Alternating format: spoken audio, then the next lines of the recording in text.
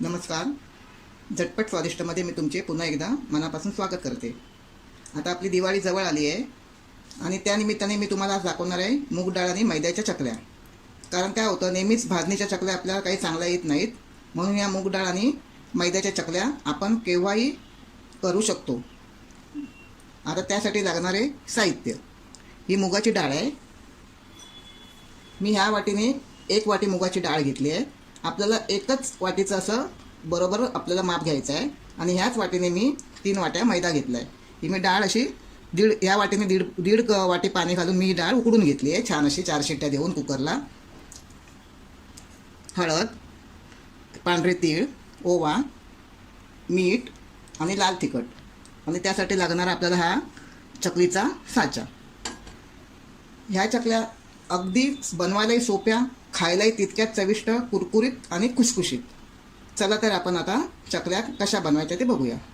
आता आपल्याला सगळ्यात अगोदर काय करायचं आहे, हा जो मैदा आहे तो आपल्याला एका कॉटनच्या कपड्यामध्ये, सुती कपड्यामध्ये छानपैकी असा वाफवून घ्यायचा आहे. मी तुम्हाला दाखवते.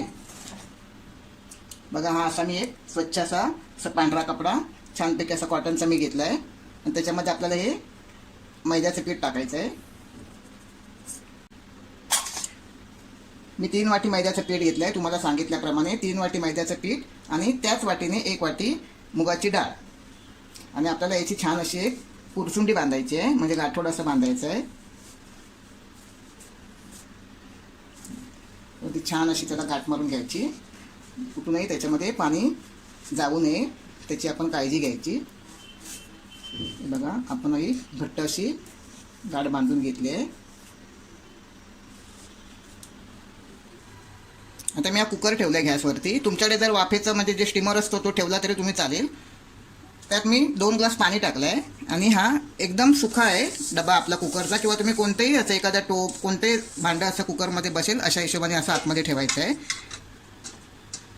त्याच्यामध्ये आपल्याला हे मैद्याची जी आपण मोटली बांधली आहे ती आतमध्ये अशी व्यवस्थित अशी ठेवायची आहे. आणि आपल्याला 4 शिट्ट्या फास्ट गॅसवर काढून घ्यायच्या आहेत.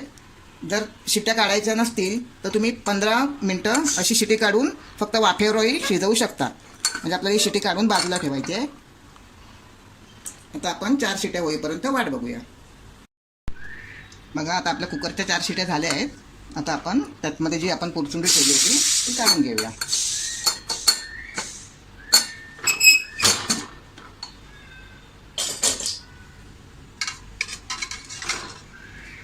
आता आपण हिला अशी खोलून घेऊया. गरम आहे.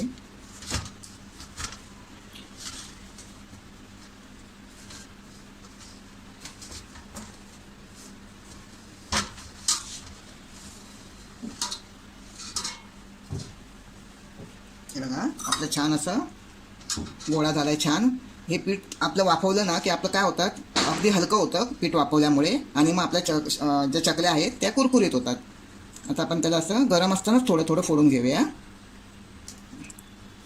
असं पेला घ्यायचा किंवा एखादी वाटी बिटी घेऊन आपण असं त्याला फोडून घ्यायचं. म्हणजे काय होईल, लगेच ते पीठ छान असं सुटतं. आणि जर तुम्ही थंड होईपर्यंत ठेवलात तर ते एकदम दगडासारखा त्याचा घट्ट गोळा होईल.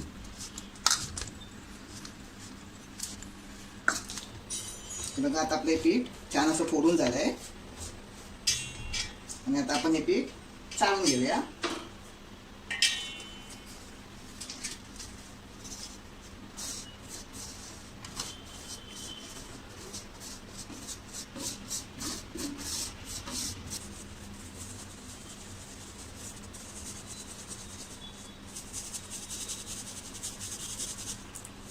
आपल्याला चाळून यासाठी घ्यायचं आहे, म्हणजे हे जे वाफवलेलं पीठ आहे ना त्याचे आपल्याला असे बारीक बारीक खडे होतात. मग ते जर आपण मगाशी वाटीने त्याचे बारीक असं करून घेतलं, पण ते कधी कधी सगळेच काय त्याचं पीठ होत नाही, म्हणून आपण असं चाळून घेतलं जे शिल्लक राहतं ते सुद्धा असं आपण हाताने असं बारीक करून नंतर त्याला चाळून घ्यायचं.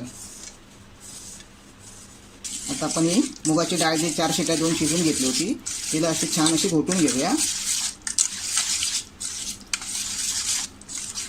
ती छान स्मॅश करून घ्यायची आहे. आता आपण काय करूया, यात सगळ्यात अगोदर सुके मसाले घालूया.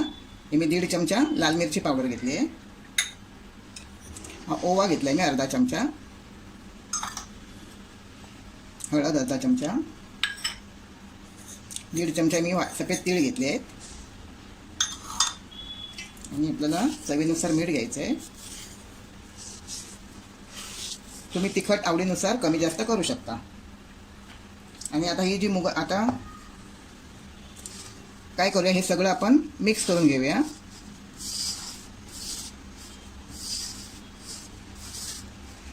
छान असं एकजीव करून घेऊया. या पिठाला आपल्याला तेलाचं मोहन लागत नाही, कारण आपण हे पीठ वाफवून घेतलं आहे, त्याच्यामुळे आपल्याला याच्यात तेलाचं मोहन घालायची गरज नाही. आणि हे अगदी घरच्या साहित्यात होणाऱ्या चकल्या आहेत. केव्हाही आणि कधीही आपण आपल्या मुलांना हे करून देऊ शकतो. आता यात काय करूया, आपण ही जी मुगाची डाळ आहे ती थोडी थोडी अशी घेऊन आपल्याला मुगाच्या डाळीतच पीठ मळायचं आहे. पाण्याचा बिलकुल वापर करायचा नाही आहे.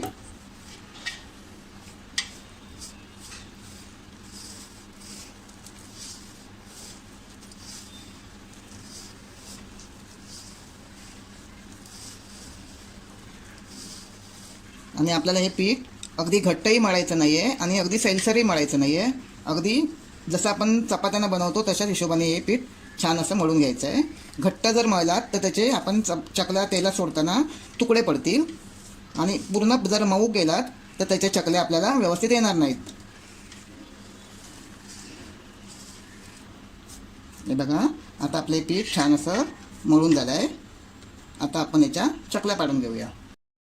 हे बघा, आता आपण हा चकलीचा साचा घेतला आहे आणि हे चकलीचं जे म्हणजे त्याच्यामध्ये पाती येतात त्यातलं मी चकलीची पाती घेतली आहे.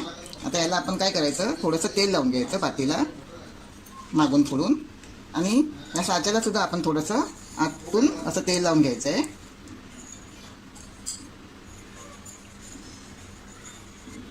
आणि आपल्याला आता हे आतमध्ये टाकायचं आहे.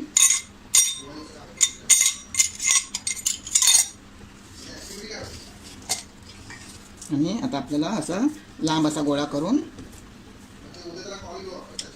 असं टाकून आपण थोड्या या पेपरवर किंवा पोळपाटावर किंवा एखादा तुमच्याकडे जर बटर पेपर असेल तर त्या बटर पेपरवर आपण त्या चकल्या पाडू शकतो. आता आपल्याला अशा छान मी प्लास्टिक पेपरवर पाडते आहे. अशा सुंदर अशा आपल्याला जशी मोठी हवी लहान हवी त्या आकाराची आपल्याला ही चकली पाडून घ्यायची आहे. बघा किती सुंदर काटा आला आहे.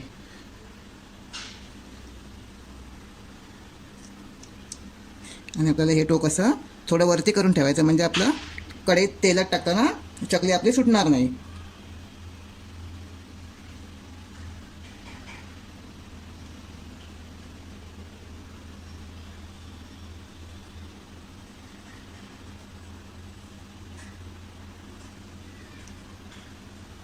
अशाच प्रकारे आपण ह्या चकल्या पाडून घेऊया. तुम्ही जर अजून माझ्या चॅनलला सबस्क्राईब केलं नसेल तर माझ्या चॅनलला सबस्क्राईब करा. आणि माझ्या जर रेसिपीज तुम्हाला आवडत असतील तर तुम्ही तुमच्या मित्रमैत्रिणींना शेअर करा.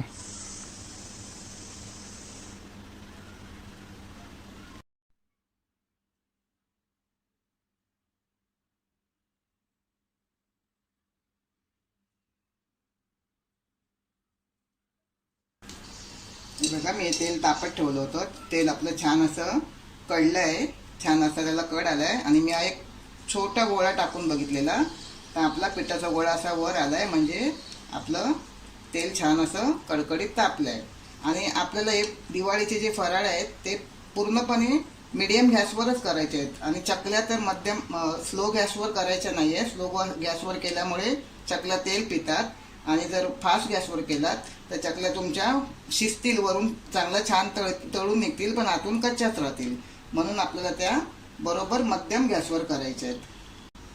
आता आपण या चकल्या छान अशा तळून घेऊया.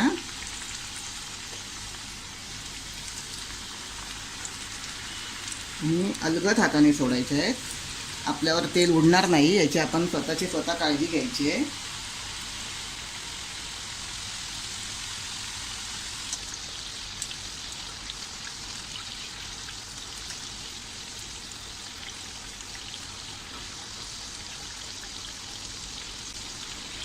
बघा, आपल्या आता या चकल्या छान अशा तळून निघाल्या आहेत. आता आपण ह्या एका डिशमध्ये काढून घेऊया.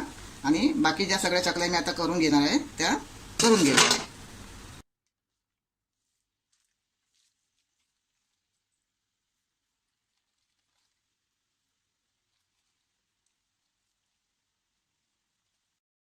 हे बघा, आता अशा प्रकारे सगळ्या चकल्या माझ्या खाण्यासाठी तयार.